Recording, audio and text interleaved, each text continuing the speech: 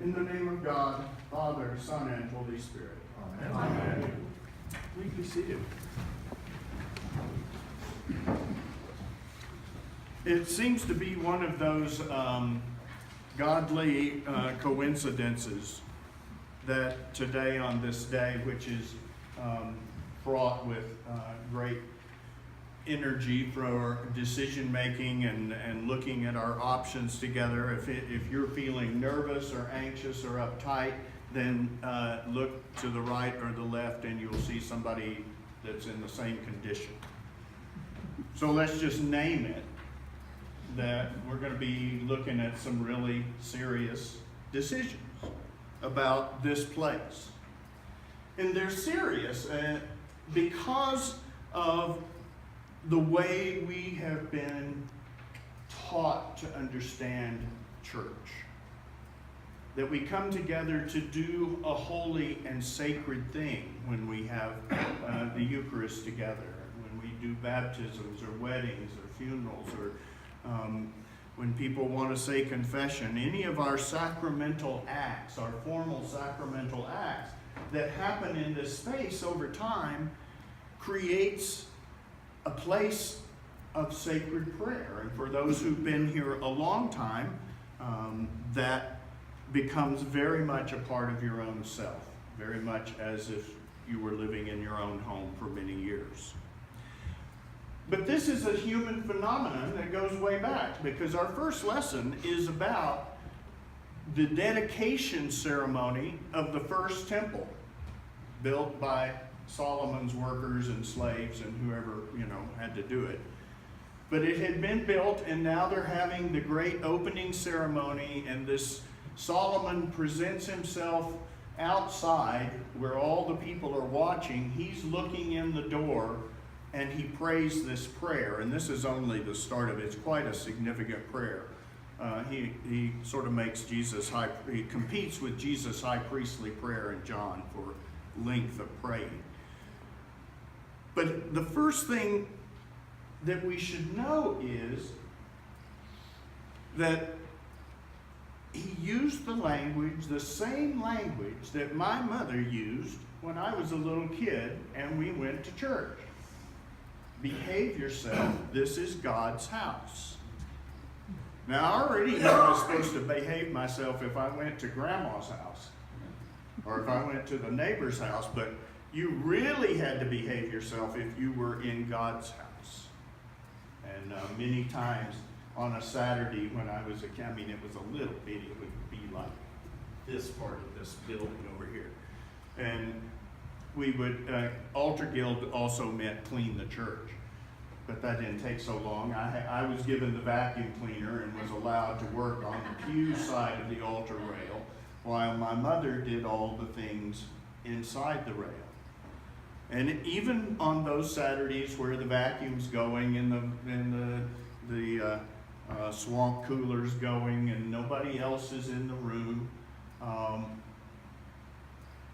my mother bowed before the altar as she walked through. She didn't let me talk loud or run through the gate. Now, I just, when you're a little kid, you're just like, people are always telling you whatever you're doing is not what you're supposed to be doing.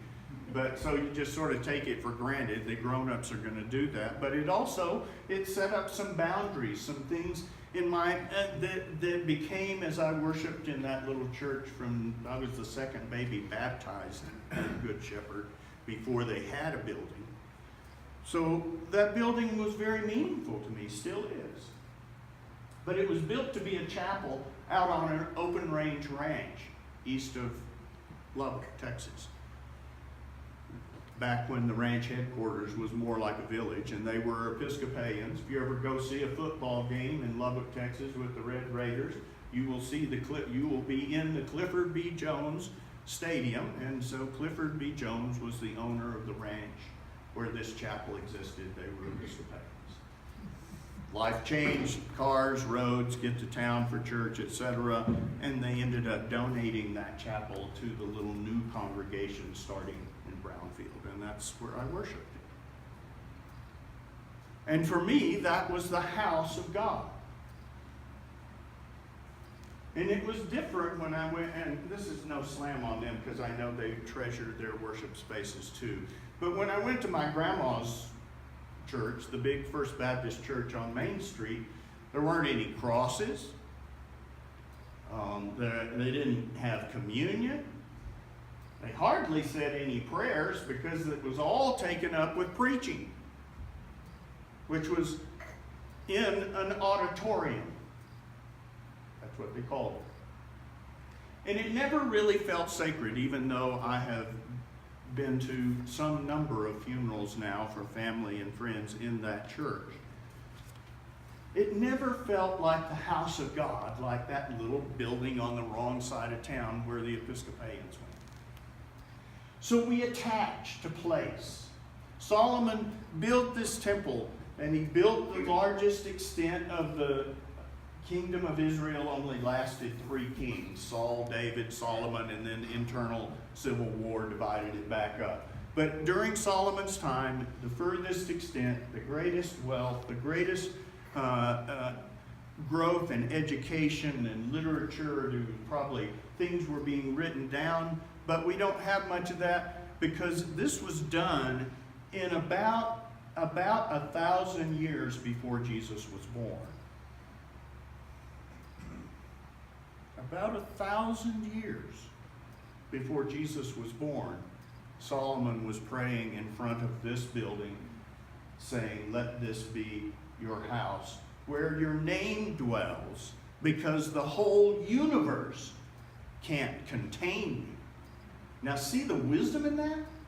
That even though he's building a house where the name of God will be spoken and will become the focal sacred point for Israel for 400 and some odd years, it stands.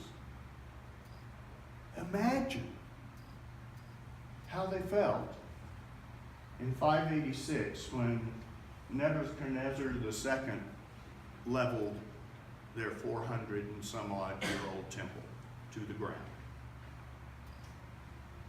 Took the priesthood, whatever royalty and artisans, pretty women, whatever it was that the gold, the silver, all of that stuff, all went to Babylon. Imagine the devastation that must have wrought.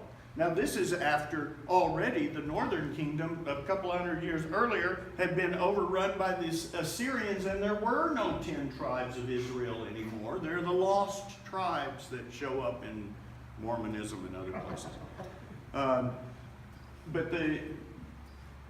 So they have this little kingdom now, by the end of the whole thing, and the Babylon takes Jerusalem, and off they go, and they stay there for 40 years, where they sing the psalm, "How can we sing the songs of Zion in a foreign land?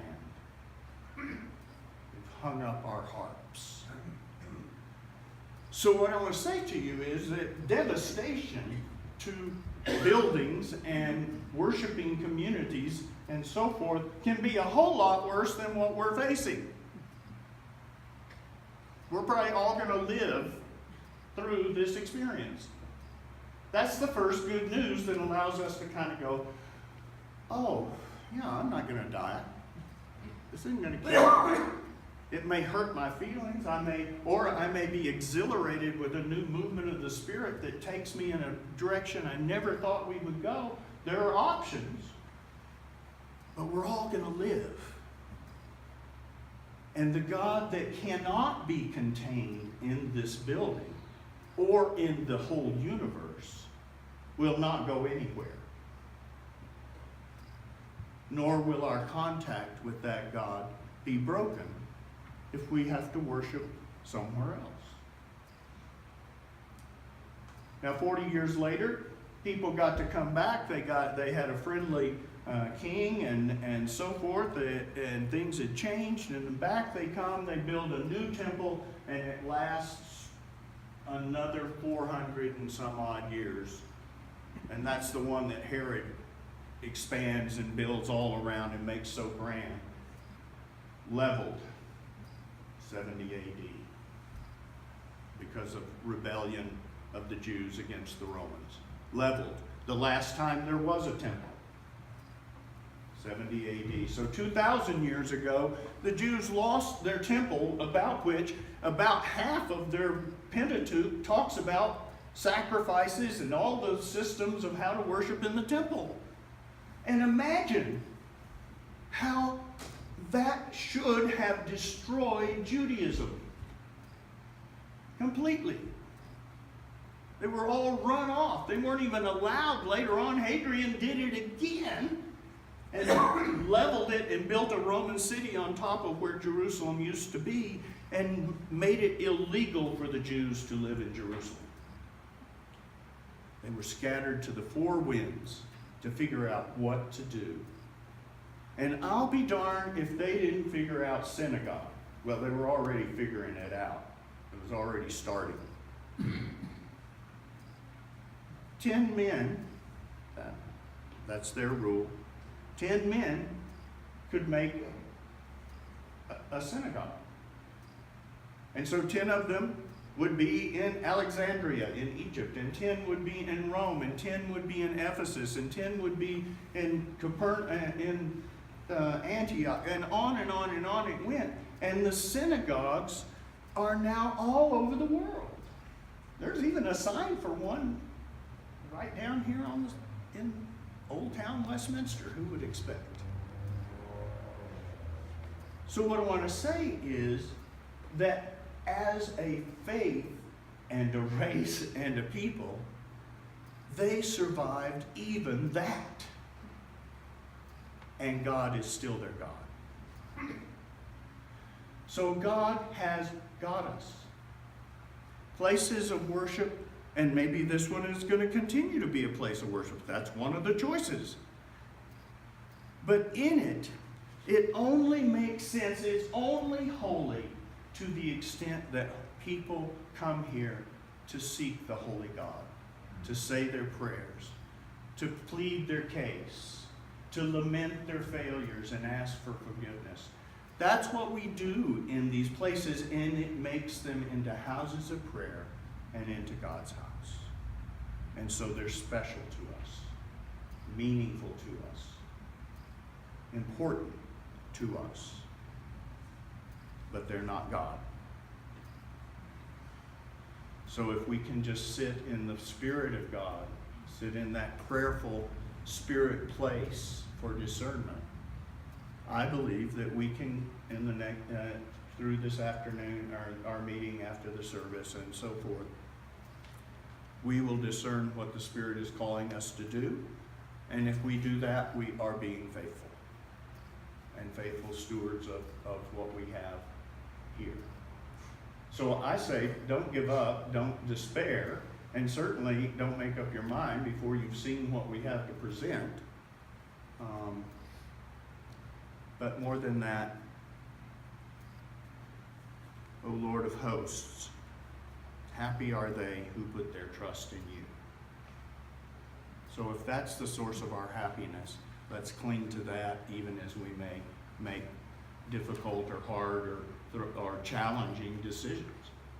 So God will be God, and right now He is in this place, even though the whole universe could not contain Him.